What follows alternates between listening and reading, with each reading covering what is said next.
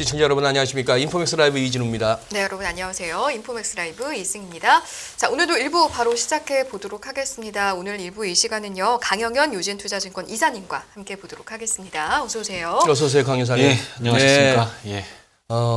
오랜만에 또 나오셨지만 딱 또 시기적절한 때 한번 또 강 이사님의 뷰가 듣고 싶을 때 나와주셔서 고맙습니다. 초대해 주셔서 감사합니다.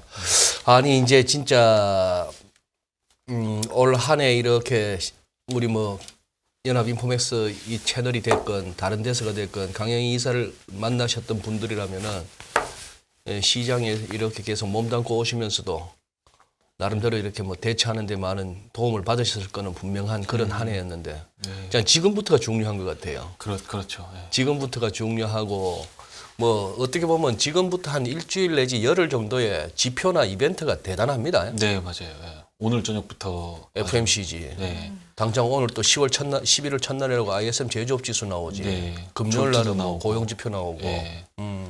그러다가 선거가 있으니. 예, 그렇죠. 다음 주 선거도 화요일 있고. 날은. 예. 그러니까 뭐 지금 이제 큰 틀에서 놓고 보면 이제 사실은 이제 그런 거 있잖아요. 막 옛날 기억이라든가 잘 생각이 안 날 때 이렇게 눈을 감잖아요. 네. 감고 이렇게 생각하잖아요. 그러니까 차라리 눈을 감고 생각하면 더 선명해지는 것들이 많이 있습니다. 그러니까 지금도 시장에 노이즈들이 많아요. 선반영 됐다. 그다음에 리세션 오냐 안 오냐, 인플레 꺾이냐 안 꺾이냐, 뭐 그거다 연준 피벗 얘기. 예, 연준 피벗까지 뭐 예. 이런 것까지 하면서 막 잡다한 얘기들이 있지만 거기서 이제 중심을 잡고 어디로 갈 것이냐라고 네. 하는 거를 네. 이제 말씀을 드려보고 싶고 네. 그래서 이제 제가 제목으로 달았던 건 뭐냐면 이제 불을 끄면 소등을 하면 저기 축구 표시가 이렇게 반짝반짝 빛나잖아요. 이게 긴 복도 코리도를 이제 지나갈 때 보면 불이 완전히 꺼졌을 때에는 더욱 선명하게 출구 표시가 보입니다. 지금 이제 제가 이 연합인포부터 시작해서 이제 매크로 관련된 얘기를 그 전까지는 종목만 보던 사람이었는데 아하. 매크로 관련된 얘기를 하게 된 이유 중에 하나가 뭐였냐면 이게 시장 금리, 마켓 금리라고 하는 지금 국채 수익률 10년물 같은 거 네. 네. 시장 금리가 움직이는 거하고 페드가 금리를 올리고 내리고 하는 거를 구분을 안 하고 막 섞어가지고 얘기하고 거기다 인플레까지 짬뽕 시켜서 개념이 컨셉이 혼돈되더라는 거예요. 그래서 저거는 내가 가서 얘기해주면 잘하겠다라고 하고 시작을 한 건데 네. 오늘 또 아마 그거랑 비슷한 얘기가 될 겁니다. 국채 금리가 피크를 치고 나오는 거하고 페드가 기준금리를 올리는 것하고 다르거든요. 그거를 구분해낼 줄 알아야 여기서 이제 큰 판으로 보면 금리를 페드가 올리면서 단기 국채 금리가 제일 크게 반영이 됐지 않습니까? 그랬죠. 네. 그러면서 사실 멀티플이라고 하는 거가 조정이 됐습니다. 뭐 20배, 25배 받던 시장이 지금 16배로 떨어졌죠. 예. 그것만도 지금 20% 이상 빠진 겁니다. 그런데 이제부터는 제가 9월 달부터는 이번 3분기부터는 실적이 반영되면서 실적 때문에 이제 시장이 빠질 거라고 얘기했고 그게 2분기 정도 간다고 말씀을 드렸었습니다. 예. 이제 실적이 빠지고 나면 그 다음 차례가 뭐냐 이제 크레딧이 남은 겁니다. 크레딧은 신용 시장이거든요.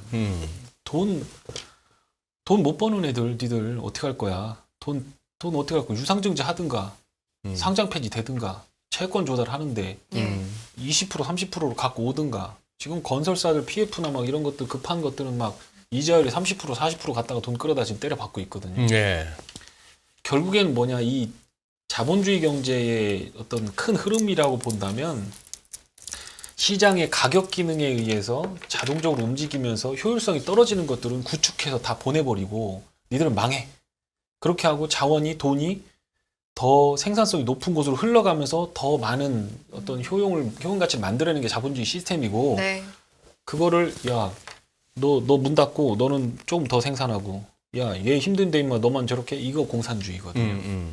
그러니까 공산주의도 뭔가 기준이 있어야 되는데 걔들도 기준이 있단 말이에요. 투하 노동 가치, 뭐 교환 노동 가치. 내가 10시간 일했으면 노동의 중요성 그래서 노동당 그러잖아요. 그러니까 그게 사실 공산주의의 핵심 원리거든요. 가치라고 하는 붕 떠 있는 형이상학적이고 추상명사잖아요. 가치가 보이지도 않잖아요. 근데 그거를 자본주의 시스템에서는 가격 메커니즘에 의해서 막 사고 팔고 어떨 때는 막 고평가도 되고 저평가도 되고 하는 그 과정에 의해서 최대한 그 가치에 근접하는 근사값을 찾아내는 시스템이 자본주의고, 공산주의는 너는 가치 있고 너는 가치 없으니까 문 닫아, 이게 이건데, 페드가 혹은 지난 미국 정부가 했던 게 뭐냐면, 야 팬데믹이잖아, 신용평가 다 문 닫아, 야 하지마 신용평가, 지금 전염병 때문에 나라가 죽게 생겼는데 너 빨리 이거 해, 나 돈 막아줄게, 부도나지 마, 했던 거가 이제 정상화되기 시작하는 거. 그걸 그대로 놔뒀다가는 인플레 때문에 자본주의 시스템 자체가 붕괴되게 버려 있으니까 그거를 해주겠다라고 다시 돌아왔다는 거죠. 네. 그러면서 반드시 거쳐야 될 문제가 크레딧입니다. 신용시장이죠. 그러니까 지금 그 얘기를 제가 몇 달 전부터 했었는데, 인제에서 이제 뭐 터지기 시작하죠. PF나 뭐 이런 거 터지기 하는 가장 약한 고리가 터지는 거예요, 지금. 예. 근데 앞으로는 이제 멀쩡한 기업들도 자금 조달에 문제가 생길 거고, 은행 시스템 같은 것도, 부동산 대출 잔뜩 해줬잖아요. 그죠? 부동산 가격 빠질 건데, 그러면 외국에서 싼 금리를 사다가 이제 여기다 대출을 해줬는데 여기서는 더 요구를 할 거고, 그게 다 고정금리라면 모르겠지만 은행 시스템 밸런스가 안 맞는다는 거죠. 여기서 부도라도 나게 되면 그 처리되는 기간이 6개월에서 8개월 걸릴 거다. 말씀 중에 죄송한데요. 혹시 지금 좀 주시하고 계시는 약한 고리로 걱정되는 부분들이 있습니까? 많죠. 많아요. 그것도 제가 정리하자 보면 굉장히 많은데, 예. 대표적인 걸로 이제 외국계로 검색하면 커버넌트 라이트 론이라고 하는, 커버넌트라고 하는 그 계약 조건 이런 뜻인데, 네. 그게 라이트 론. 우리로 말하면 12BW 잔뜩 발행했다는 거예요. 그리고 그거는 투자자 보호장치, 안정장치가 없어요. 그게 CLO라고 그래서 옛날엔 CDO 데트 해가지고 우리가 CDO라고 그랬잖아요. 그래서 예. 우리 부동산 대출한 거 모기지 금리에다가 그에서 데트를 가지고서 했는데, CLO라고 해서 라이어빌리티라고 그래서 기업들이 부채를 무지하게 많이 늘렸거든요. 이런 것들 문제가 생기죠. 예. 그러니까 여기서 지금 논의의 초점 자체를 1년 전에 인플레를 얘기했어야 되고, 6개월 전에는 인플레가 문제가 아니었고, 인플레 때문에 금리 올리는 건 기정사실화 됐으니 그 다음에 실적 때문에 부러지는 것까지 봤어야 여기 지금 11,000선에 와 있는 거고, 이제 7,000선을 보는 강칠천이라고 저한테 그러는데, 그러면 강칠천이가 보는 7,000은 왜 그러냐? 남은 크레딧이라는 거죠. 그게 나스닥 7천? 네, 그래서 강 7천이요? 네, 강칠천이라고. 얼마 갈 거냐 물어보더라고요. 그래서 7,000 갈 것 같습니다. 그랬더니 제가 이제 갈 때까지 갔구나 이렇게 얘기를 하더라고요. 그래서 아니 그건 모르겠지만 크레딧이 안 터지는 리세션이 있었느냐라는 거고, 지금 ISM 제조업 지표가 미국만 지금 버티고 50에서 걷는데 이번에 어떻게 될지 몰라요. 오히려 안 좋게 나와야 시장은 반등할 수 있거든요. 예. 지금은 어쨌든 한국도 코스닥 기준으로 22% 가까이 빠졌고, 코스닥은 15.7%, 16% 가까이 빠졌고, 1년 동안 계속 하락장이었지만 기간당 하락률로 보면 지난 8, 9월이 가장 많이 빠졌거든요. 굉장히 공포스러웠어요. 그렇기 때문에 반등은 당연한 수순입니다. 그리고 반등의 회복에서 주는 외국인들의 매수가 있기 때문에 가장 좋은 시나리오를 본다면 이겁니다. 11월 2일 날 FOMC가 어떤 그 회의를 끝난 다음에 레토릭을 조금 완화하는 거죠. 보니까 경기도 좀 저거 하고 하니까 우리는 이제 앞으로 50bp 올리고 내년까지 뭐 4.5에서 4.75 이렇게 올리는데, 그걸 너무 강압적으로 얘기하지 않는 과정이 온다면 12월 중순까지 FOMC가 없어요. 예. 그럼 딱 예전에 5월 달에 올라가던 45일 시장이 딱 나오는 겁니다. 그리고 실적 발표도 3분기 거 다 나왔죠. 그러니까 만약에 땡긴다라고 하면 낙폭이 컸고 숏커버 들어오고 실적 발표는 멀었고, 그리고 금리 올린 건 이미 반영됐으면서 FOMC까지 좀 멀리 있고, 오케이, 그러면 여기서 또 중국에서 와서 얘기했잖아요. 외교부장 와서 따고 띄우치 하고서 딱 얘기했고, 그리고 나서 외교 관계로 좀 하겠다라는 것도 했고, 중국이 잠깐만 조금 구체적으로 네. 왕이가 그 불캔인가 그 양반 누구지? 북해는 아니 그 저기 되게 유명한데 이름이 잘 생각이 안 나. 그 양반, 잘생긴 양반하고 뭐 하는 양반이? 외교하러 온 사람인데, 대외 전략하는 사람인데, 예. 예, 그 양반하고 예. 기사 찾아보면 있을 겁니다. 예. 외교적으로 잘 해결을 하겠다라는 얘기가 나왔고, 또 한 가지 미국에서 온 양반하고 네. 왕이 외교부장하고 외교장관이 조금 뭘 외교적으로 해결해요? 그러니까 뭐 무역 문제부터 대만 문제까지 다 대만 있겠죠. 문제까지? 예. 그렇게 하고 이제 나온 게 코비드 관련된 것도 이제 완화할 것 같아요. 그러면 중국이 이제 뽐핑을 하겠죠. 시진핑도 이제 다 됐고 코비드 못하게 락다운 시켰던 이유가 이제 그 사면림 관련된 것도 있었으니까 정치적인 이유가 있었으니까 그것도 풀 거고 그러려면 이제 백신 들여와야 되는데 백신을 줘야 되니까 왕위가 가가지고 띠부치 한 거겠죠. 백신 좀 달라 그러겠죠. 지들 건 안 듣는 거 뻔히 아니까 이제 그런 식으로 들어간다고 하면 좋은 호재들이 나올 수가 있는 거고 우크라이나 러시아 전쟁 끝나면 그것도 한 뭐 몇 퍼센트 들어올릴 거고 중국 코비드 폐지하면 몇 퍼센트 들어올릴 거고 하면서 반등장을 만들어 가겠죠. 근데 본격적으로 남은 거는 리세션이 어떻게 하드랜딩을 하느냐라고 예. 하는 거에 대한 기준이 남았고 그렇기 때문에 이제 우리는 그럼 어떤 지표를 보면서 대응을 해나갈 것이냐에 대해서 생각을 해봐야 된다는 거죠. 그러니까 지금 앞으로 지금부터 혹시라도 장이 올라가는 장이 온다라고 하면 이거는 또 상승 추세로 전환됐다라고 하는 그런 말들이 있겠지만 네. 역사적으로 그런 케이스는 없었는데 뭐 그렇게 하더라도 이번에는 그럴 수 있죠. 그렇지만 케이스별로 봤을 때는 반등하다가 더 큰 이제 마지막으로 경제가 부러지면서 오는 진짜 하드코어한 시장이 남았다. 제가 이제 일명 그걸 왕깨기라고 하는데 그거를 봐야 이제 주식을 크게 지르는 게 맞다. 그런 생각이 들고 이대로 갔다가 다시 감아 올리면 다시 인플레 나오니까 그건 안 될 것 같고 그래서 얘기할 때 항상 이렇게 기아를 넣을 때 후진 기아를 넣거나 전진 기아를 넣었다가 방향을 바꾸려면 이게 중립 N으로 들어가거든요. 수동으로 들어. 그렇죠. 그러니까 중국 털털털털 하고 이거 클러치를 밟아야 이게 들어가는 거거든요. 근데 지금 사람들은 갑자기 후진하다가 갑자기 방향을 확 바꿀 거라고 생각한단 말이에요. 그래서 그거 매우 위험한 생각이다라는 걸 제가 오늘 말씀드리고 그 좀 뭐 반등장에 왔기 때문에 전제를 꼭 달아서 말씀드리겠습니다. 낙폭에 대해서 뭐 어떤 10월 초부터 10월 중순부터 종목들이 많이 안 빠졌어요. 그래서 반등은 올 거긴 올 겁니다. 그리고 외국인이 매수가 들어왔잖아요. 예. 근데 외국인 매수가 뭐 미국에 있는 연금이 사는 거다부터 시작해서 여러 가지가 있지만 그 연금이 사든 뭐가 사든 사는 이유는 뭐냐? 환율이 더 이상 위로 튀지 않을 거다라고 하는 베팅이 있는 거냐? 이게 문제인 거죠. 그러면 12월 말로 가면서 연말 배당 수요, 결제 수요 있을 거고 그럴 때 삼성이나 뭐 현대차가 1년 동안 번 돈 다 결제 받아갖고 여기 한국 시장에다가 달러를 갖다 막 뿌려주면서 환율이 안정돼 있었는데 요번에는 반대가 나올 가능성이 상당히 높죠. 그래서 어떻게든 그런 부분들까지 고려를 한다면 이제 외국인들의 매수가 지속되는지 한번 봐야 될 것 같고 어쨌든 외국인이 사는 거에 비해서는 반등폭이 그렇게 크진 않아요. 지금. 오케이. 잠깐만. 그래서 강 이사님. 아니 다우가 10월 한 달 동안에 14%를 올라가지고 네. 기록 뒤져보면은 1975년 1월 이후 네. 월간 상승률이 이 정도는 75년 1월 이후 처음이다 하니까 거의 반세기 만에 월간 상승률 최고예요. 그렇죠. 다우다 보니까 네, 뭐 그렇다고 나스닥이 이렇게 오른 건 아니지만 그렇죠. 네. 이 와중에 엑슨모빌은 10월 달에 보니까 27% 올랐네요. 그리고 우리도 지금 코스닥이 어렵게 700 회복했고 우리도 이제 뭐 2335고 이런 상황이에요. 저점 대비 미국 많이 올랐고 유럽 많이 올랐고 우리는 좀 처졌지만 이제 갈라 그러고 가겠죠. 그랬는데 지금 연합인포에 나온 강영현 이사가 강칠천 선생이 이러하지만 궁극적으로는 나스닥이 7천을 간다. 7천은 그겁니다. 2020년에 팬데믹 왔을 때 7천이에요. 그렇죠. 네. 거기를 결국 나중에는 갈 수밖에 없다 이 말씀을 하셨으니 장기 뷰에서는 그럼 아직까지 달라진 게 없으시네. 없죠. 아직 안 끝났죠. 네. 그렇게 생각해요. 장기적으로는 그러한데 네. 그러나 어쨌거나 약 12월 FOMC까지 12월 14일이니까 네. 지금부터 한 달 남짓 네. 그래도 지난 여름처럼 그렇죠. 한번 또 위로 한번 땡기는 그게 온다. 네, 그럴 것 같아요 지금. 그럴 것 같다. 네, 분위기가. 네. 그리고 낙폭이 너무 커요. 종목들 제가 구글 시트로 밸류에이션들 다 갖고 있는데 네.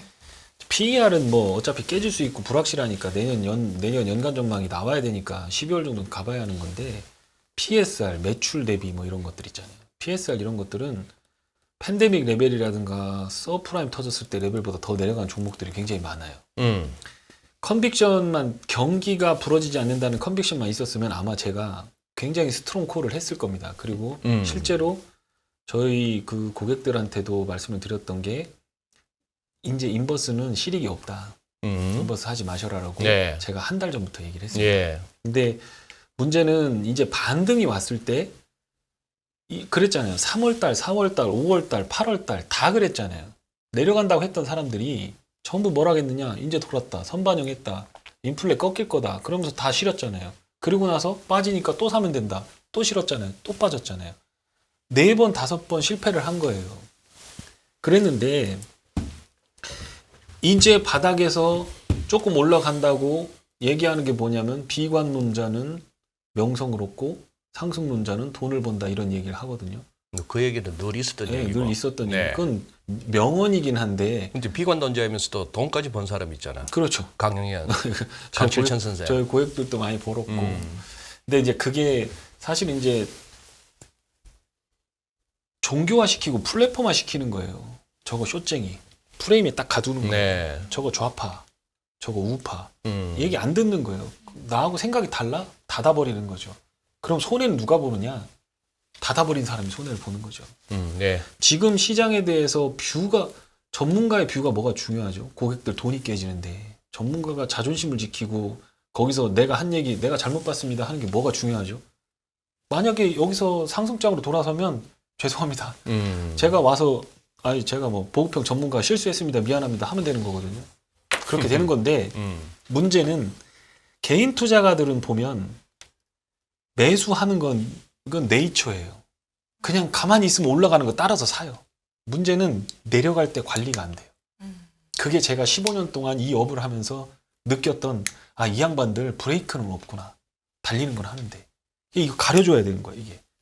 그래서 이제 제가 지금도 얘기하는 게 아직 한 번 남았다. 한 방. 네. 그게 뭐냐면 만약에 리세션이 안 오고 올라갈 수 있을지 모르지만 그러면 나는 더 가열차게 더 까꾸로 칠 거다. 더 가열차. 이건 땡큐지. 이거는 17,000보다 더 저강. 그런데 페드가 그동안 금리를 땡기는 과정에서 금리를 쫙 올리다가 정지라고 하면서 N으로 중립을 딱 들어간 다음에 내 기어를 내리고 후진으로 들어가기 시작하면 막 실적이 부러지면서 크레딧들이 막 어딘가가 터져버리기 시작하는 거죠. 그러니까 페드가 이렇게 해서 금리 올려놓고 딱 하는 건 뭐냐면 엄마가 밥을 확 불을 켜놓고 가스레인지에서 불을 켜다가 밥 탄내가 나기 시작하거나 밥이 뜸들일 때 되면 불을 확 줄여요. 줄여서 이렇게 불꽃을 얇게 갖고 가거든요. 네. 온도를 유지하는 거죠. 밥 익으라는 얘기거든요. 페드가 금리를 올리니까 선반영했다. 끝났다. 금리 올렸으니까 다 반영됐고 저거 했는데 뜸들이는 거죠 지금. 떨어질 애들 떨어지라는 거예요. 죽을 애들 죽으라는 거예요. 이렇게 해놓고 타기 시작하면 불을 꺼버리는 거죠. 후진으로 들어가려면 이렇게 나와서 이게 이렇게 됐다 이렇게 돼야 되는데 그때 되면 뭐냐? 아이고야 이거 밥 탄다. 이렇게 되는 거죠. 그러니까 리세션이 오는 증거에 대한 거를 데이터를 가지고 있으면서 이거 경제지표 선행이랑 이거 다 보니까 리세션 오네. 실업률도 이거 높아지기 시작하는데 실업률은 6개월, 3개월 전부터 오는 후행지표야? 그러면 이거 앞으로 경기 이렇게 되겠네 내다보면서 불 줄이고 있다가 꺼버린다는 거죠. 그러면 그게 재무제표로 막 반영이 되면서 툭툭툭툭 떨어져 나가기 시작하는 건데 지수가 크게 빠지지 않는다고 할지라도 그래봤자 10,000선에서 17,000선이라고 하면 30% 빠지는 거잖아요. 올라갔다 12,000에서 빠진다고 해도 40% 빠지는 거잖아요. 그 정도 빠지는 거라고 한다면 얼마 전에 빠진 것도 22%인데 그게 뭐 큰 그건 아니잖아요. 그런데 종목들은 잘못 잡으면 유상증자 뜯어게 맞고 몇 년 동안 고생하면서 이 긴 어떤 블러드 베스를 거쳐서 몇 년 동안 고생하면서 주식에 물려 있어야 되는 타이밍이 네. 딱 요 타이밍이라는 거예요. 주식을 해본 사람은 제가 무슨 말씀을 드린지 알 거예요. 자꾸 먹으려고만 하고 30% 10% 먹으려고만 하지 만약에 잘못됐을 경우에 까꾸로 떨어지는 거에 대해서는 그거에 대해서 고통을 겪어야 되는 거는 어렵다라는 거죠. 증권사 1년 전까지만 해도 증권사가 거래 대금 때문에 엄청난 수수료를 내던 건데 PF 때문에 올수도비해요. 이제 조금 있어 연말 재무제표 보고서 나오면 이제 뭐가 도냐면 살생부가 돈다고. 바이오 기업들 아니면 이거 뭐 하면서 BW12 조달 안 되고 그 돈 못 갚는 애들 니들 이거 다 상장 폐지 살생부가 이제 3월달 4월달에 돌기 시작할 거란 말이죠. 그런데 그때까지 경기가 좋아질 가능성이 1%라도 있냐라고 보았을 때 그럴 가능성 없어 보인다라는 겁니다. 그래서 제가 이거 차트를 이제 뭐 이런 것들 뭐 정리된 거고. 잠깐만. 앞부분에 결론 한번 네. 다 한번 읽어보고 갈까요? 네. 어쨌든 어떤 상승장세에서 보통 숨고르기를 하잖아요. 근데 지금 추세는 하락장이에요. 주도주가 뭐냐? 인버스예요. 인버스가 주도주잖아요. 그리고 잠깐 숨고르기 하는 거죠. 네, 그런 거고 11월 FOMC 이후 내일이죠. 최대로 길면 12월 말까지 크리스마스까지도 가능한 랠리가 올 수도 있다. 12월에 만약에 돼서 야 이거 조금 좀 저거 하다라고 하면 그럴 수 있다. 잠깐만요. 네. 그러면은 첫째 결론, 둘째 결론 갖고 중간에 한번 강 이사님의 조금 더 클리어한 뷰를 듣고 싶어요. 네. 지금은 이제 추세는 하락인데 그 와중에 숨고르기로 상승이다. 여전히 우리가 금년에 한 서너 차례 봤던 베어마켓 랠리로 지금 현재 보고 계시고 네. 이번 FOMC 이후 길면 최대 2달 정도의 반등 예상. 오케이, 좋은데 그러면은 우리 2600 가능? 코스피? 그 정도? 400 정도는 갈 것 같아요. 400 정도. 네. 그러면 삼성전자는 오늘 이제 6만 찍었고 삼성전자는 버티거나 조금 더 올라갈 것 같아요. 삼성전자. 뭐 7만 원 힘들고 그것까지는 잘 모르겠는데 제가 뭐 그것까지 해보진 않았는데 해보지는 않았는데 네. 뭐 그건 지켜봐야 되겠지만 삼성전자를 살 거냐 안 살 거냐 물어봤을 때 저는 안 살 겁니다. 저는 삼성전자 살아가면 안 살 거예요. 안 산다. 네. 뭐 더 올라가도 삼성전자가 만약에 추세를 돌려서 반도체가 된다고 반도체가 되려면 재고자산 일단 떨어야죠. 그 다음에 지금 올라가는 거의 핵심은 마이크론하고 하이닉스가 캐펙스 투자 안 할게 이렇게 된 거죠. 그러니까 2등, 3등 업체가 딱 형님 내가 수그리겠습니다 하고 걔들이 수그린 거예요. 게임 이론에 나오는 그대로 가는 거예요. 그러니까 삼성전자는 우리는 그런 거 없어. 니들이 알아서 해. 간 거죠. 그러면서 하이닉스 적자 나겠죠. 그럼 하이닉스 적자 나면 살 건데 일단 적자가 아니었거든요. 그러면 다음 분기 4분기 아니면 1분기에 적자가 날 수도 있고 그럼 메모리 반도체가 가격이 플런지가 나와야 다운이 돼야 예를 들어서 뭐 구글이나 뭐 지금 막 투자해야 되잖아요. 클라우드 막 이거부터 데이터 센터 지어야 되잖아요. 지어야 되는 애들이 이렇게 볼 때는 야 지금이 기회네. 돈 좀 갖고 와봐. 이거 한번 사보자 이거. 그렇게 하면서 거기서 투자를 하면서 재고 자산을 막 쌓기 시작하겠죠. 그러면 그게 실적이 내년 3분기나 4분기에 잡히겠죠. 그러면 주가는 내년 1분기나 2분기에 턴해서 올라가긴 하겠죠. 삼성전자 위주로. 네. 나머지는 깨지니까. 그런데 만약에 삼성전자가 돌아 나간다고 하면 그러면 그 밑단에 있는 업체들은 한 분기나 한 뭐 대여섯 달 텀으로 해서 뒤따라 간다는 거죠. 그러면 삼성전자 하이닉스가 확실히 턴하는 거 보고 저는 이 뒤에 있는 주식을 살 거다. 늘 그래 왔어요, 여태까지. 그렇게 해서 별로 틀린 적이 없어요. 그리고 잘 먹었고 삼성전자 50% 먼저 30% 가더라도 30% 간 다음에 이거 찍으면 얘는 뭐 200%도 가니까 저는 그렇게 해왔습니다. 오케이. 그래서 삼성전자는 모르겠지만 어쨌든 단기적으로는 P가 떨어지고 있기 때문에 고정거래 가격도 조정을 받을 가능성이 있고 그러면 알겠습니다. 그게 나오고 나야 하이닉스가 적자 나오고 나면 돌 가능성이 있겠다. 그러면 뭐 몇 가지만 더 여쭤보고 맞고 틀리고 중요한 게 네, 아니고 예. 궁금하니까 네. 어느 정도까지를 보시나 싶어가지고 네. 그러면은 그 월가에서 그 가장 베어리시했던 마이클 윌슨이 네. 이번에는 콜을 했잖아요. 네, 그렇죠. 강한 반등이 온다. 네. S&P 500 200일선까지는 간다. 네. 어그리? 나보다 조금 늦었지. 나는 10월 초에 그랬거든. 10월 초에 얘기했고. 네. 그럼 얼추마 S&P 500도 S&P 500이나 다우가 훨씬 나을 것 같아요. 다우는 지금 이미 200일선 넘었고. 네, 나스닥보다 훨씬 나을 것 같고 지금 이제 월가에서 나오는 것 중에 좋은 코멘트가 뭐냐면 시크리컬 사이클 주식들이 괜찮다라고 지금 이제 여기 표에도 제가 갖고 왔는데 여기 보시면 요 표에 보시면 에너지하고 부동산을 빼고 나면 인더스트리얼이 그나마 좀 괜찮았어요. 인더스트리얼은 뭐라고 봐야 되나요? 뭐 산업재들이죠. 뭐 그냥 뭐 우리로 말하면 뭐 중공업이나 뭐 이런 것들도 있고 그다음에 저 캐터필라 뭐 이런 것들도 있을 거고. 네. 플러스 났고 그다음에 컨슈머 디스크리셔너리 이거는 뭐냐면 사치제 일종의 사치제요. 그러니까 경기는 나빠도 루이비통 사고 뭐 샤넬 사고 뭐 롤렉스 사더라 이렇게 한 건데 나머지 보십시오. 지금 12개 섹터 중에서 5개 섹터만 지금 플러스 났잖아요. 예. 이익이 그랬다면 그럴 수가 이익 나고 나머지는 다 마이너스 났잖아요. 제일 그러네요. 오른쪽은 뭐예요? 오른쪽은 커뮤니케이션 서비스, 인터넷, 뭐 인터넷 이런 쪽? 거죠. 예, 이런 하기야 거죠. 뭐 메타 주가 보면 알겠다. 네, 느낌이 그런 가보네. 것들. 예. 파이낸셜 안 좋고 이제 소재 이런 것들도 이번 분기에는 안 좋았어요. 예. 지난번에 좀. 예. 그래서 이제 질문하신 거에 대한 뭐 답이라고 한다면 뭐 그 정도. 그러면 하나만 더 하고 또 자료 볼게요. 예. 그러면 그 과정에 우리 환율은 어느 정도까지 조정? 그러니까 만약에 크레딧 문제가 없다라고 하면 저는 음. 지금 유럽이나 일본이 되게 위험하다고 보는 사람 중에 하나인데 음흠. 유럽이 올라줬으니까 그나마 다행이긴 한데 유럽을 확 꺾어버리려고 해서 허리를 접으려고 만약에 생각을 했다라고 하면 그러면 환율은 더 올라갈 가능성이 있는데 지금 7개월째 무역 수지가 우리나라가 안 좋잖아요. 네. 삼전이랑 현대차가 안 벌어오면 조선 수주는 나왔지만 그게 인식 건설하는 거에 대한 그렇죠. 인식으로 들어오기 예, 때문에 예. 걔들은 달러가 글쎄요 그걸 선물한 매도를 칠까 막 이런 생각도 좀 들기도 하고 그래서 어떤 부분에서는 달러는 1,440원이 꼭지인 것 같은데 옛날에도 뭔가 크레딧 문제가 터지면서 거기서 한 100원 정도 더 올라왔거든요. 그래서 저는 가지고 있는 달러를 1,550원을 보고 아직은 안 팔고 있습니다. 가지고 있어 안 팔고 있고 거기서 확 슈팅이 나오면 거기다 대고 때리고 인버스도 깎고 잡고 이렇게 할 생각이 있어요. 네, 그렇게 할 생각이 있고 그게 10년, 20년마다 한 번 오는 기회거든요. 제가 원유도 예. 124불 들어갔을 때 제가 여기 방송에서도 했는지 모르겠는데 왜 윗방향만 보냐 인버스가 있는데 80불까지 떨어졌어요. 그거 원유 2배짜리 샀으면 100% 먹었거든요. 아하. 천연가스 같은 경우는요.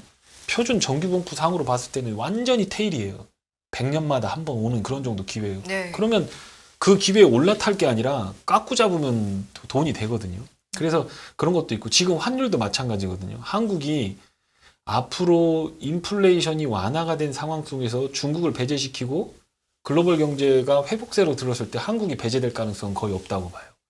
에너지 산업 구조라든가 2차 전지 관련된 거라든가 반도체 요 섹터 3개만 가지고도 그럼 조선 들어가지. 거기다 수소 들어가지. 그럼 기계도 들어가지. 거기다가 인프라 뭐 한다고 하면 중장비 들어가지. 기계에 포함되는 거지. 그다음 반도체 들어가지. 전기차 들어가지. 배터리 들어가지. 네. 그러면 만약에 이게 뭐 어떤 요번에 제가 생각하고 있는 이 리세션이 페드발 리세션이 마무리가 된 후에는 적어도 제 생각에는 미국보다 한국이 더 빠르게 올라갈 가능성도 있어 보인다는 생각이 들거든요. 실제로 보면 네. 지난 10년간은 미국 시장이 어떤 다른 이머징 시장보다도 더 가파르게 올랐습니다. 근데 그 전에 10년을 보면요. 이머징 시장이 더 올랐어요. 미국보다. 근데 사람들은 지난 10년만 보고 미국은 천조국이고 미국은 계속 좋으니까 미국에다 때려 박아야 된다라고 하는데 달러가 굉장히 강세잖아요. 앞으로 강세가 될 통화 지역의 주식 투자도 채권 투자하는 거지 이미 강세가 된 지역으로 들어가는 바보는 없어야 됩니다. 그럼 바보예요. 그러니까 미국은 지금 통화가 엄청 강세고 유럽이나 한국이나 일본은 통화가 약세거든요. 그러니까 미국 입장에서는 이렇게 보고 있다가 이 달러를 갖고 와서 쟤들 다 사버려요. 저거 다 채권이고 뭐고 다 사버리는 거죠. 그러면 10년 뭐 10%짜리 하면 10년 따박따박 10%씩 먹을 수 있잖아요. 여태 부동산, 채권, 주식으로 엄청 불련한 미국 자산이 나와서 들어가야 되는데 중국 날렸고 포트폴리오 조정해서 중국 빼버린다며 지금. 빼버리고 그러면 한국하고 대만 사야 되는데 지금 삼성전자 사는 이유도 대만에다가 투자해놓고 대만 갖고 있다가 중국이 대만 먹어버리면 이거 대안이 없다. 한국 사자. 그러면 한국 비메모리가 이제 주력으로 올라오는 거 아니야. 메이저급으로. 15% 16%고 요거는 45%뭐 이렇게 되는데 이게 이렇게 올라올 수 있는 거 아니냐라고 하면서 여기다 베팅하는 거가 하나의 아이디어거든요, 지금. 그러니까 만약에 투자를 해야 된다고 하면 비메모리 쪽에 소재, 부품, 소부장, 국산화, 그 다음에 캐펙스 투자하는 거에다가 때려 박는 것도 나쁜 생각은 아니죠. 네. 경기가 나빠지든 말든 물 타서 내가 한번 추세적으로 먹어보겠다라고 하면 삼성이 하는 걸 해야죠. 그리고 글로벌리 밀어주는 거고 정부도 삼성이 여기서 평택에다가 30년 동안 먹고 살 걸 깔아준다 그러면 세제 혜택부터 시작하고 등을 번쩍 밀어줘야 나중에 우리 자식들이 서울대학 나오고 연세대 나오고 했는데 딴 데 안 가고 구글 이런 데 안 가고 삼성 가서 일을 해도 몇 억씩 받아가면 잘 살 수 있거든요. 그러니까 그 전략으로 간다라고 하면 지금 입장에서는 지역적으로 보면은 미국으로 들어갈 건 아니다. 미국과 팔아서 넘어와야 된다. 환율적으로 그렇다. 그리고 그걸 반영했을 때 미국의 밸류에이션 거기다가 물가를 반영한 케이프 지수를 반영했을 때 지금 투자하면 그거는 제가 하는 말이 아니라 석학들이 하는 말은 뭐 허스만부터 시작해갖고 뭐 버피츠 레이시오 갖고 계산하는 사람들이 하는 건데 5년에서 10년 동안은 기대 수익률이 제로다. 그러니까 채권 투자하는 게 낫다라는 거예요. 그냥 그렇게 얘기를 하거든요. 그러니까 네. 결국엔 미국에서 주식이든 뭐든 팔아서 어딘가로 나오는 흐름이 나올 것 같고 그 중에 한국을 배제할 수 있겠느냐라고 봤을 때 그럴 가능성은 없어 보인다. 그래서 이번 한 번 하락 사이클만 요것만 잘 피하면 굉장히 해피한 상황이 올 것 같다라는 게 제 생각이고 그 저점의 통과가 23년에 있기 때문에 그게 1분기일지 4분기일지 모르겠으나 반등이 길어지면 길어질수록 분명히 우리한테는 행운이라기보다는 악재일 가능성이 있다. 그러니까 올라오는 대로 다운턴을 대비를 하셔야 된다. 대응이 오케이, 아니라 대비를 오케이, 딱 오케이. 하고 이렇게 완전히 빠져 있을 때 그놈을 사면 뒤타로 이제 외국인이나 기관들이 수급이 끌어당겨주면서 올라가는 장이 나올 수도 있겠다. 대응이 아닌 대비는 어떤 차이가 있는 걸까요? 그 비싸면 팔아주는 거죠. 멀티플 나스닥 뭐 해가지고 뭐 케이프 지수 뭐 해가지고 닷컴버블보다 비싼데 거기서 자꾸 단타 치고 그러는 것보다 거기서 인버스 찍으면 그게 대비고 그리고 올라올 때 더 태웠다라고 지금 태웠다라고 하더라도 올라올 때 이거는 내가 지수 2,400, 2,500 들어가면 나는 팔 거야라고 생각해야지. 자 가자 이제 3,000선 가자 대한민국 경제 만세 이렇게 들어가는 건 대비가 안 된다는 거죠. 더 중요한 건 차트가 무너질 때 치려고 하면 지수는 늦게 빠지고 종목은 먼저 빠지잖아요. 네. 그러니까 한 달간 내내 먹은 거 그냥 일주일 만에 다 뱉어내는 그런 장세가 나올 수 있기 때문에 네. 그렇게 들어가면 되겠다. 오케이. 알겠습니다. 야 방금 지금 머릿속에 기억하느라고 차트 빠질 때 뭐 지수는 전체 빠지는데 종목은 어떻다고? 푹푹 빠지 먼저 빠지죠. 부러져 버리잖아요. 그래 아까 첫 장에서 결론 앞에 두 개는 네. 당분간은 오른다 쪽으로 이해하면 되는 내용이었고 네, 단기 반등. 단기 반등. 그다음 두 번째, 세 번째, 네 번째가 리세션 이후 네. 크레딧 쪽으로의 국면 전환을 준비하라 이런 얘기고 예. 피봇이 아닌 플래토는 이제 고원지대 네. 한참 머무는 거. 네. 오케이. 자 그렇게 해서 지금부터 들을 얘기는 네. 지금 한동안 좀 오를 수는 있는데 그 이후를 갖다 대비하는 측면에서 지금 우리 강 이사께서 뭘 걱정하는지를 우리 살펴봐야 되는 네, 그 내용입니다. 예.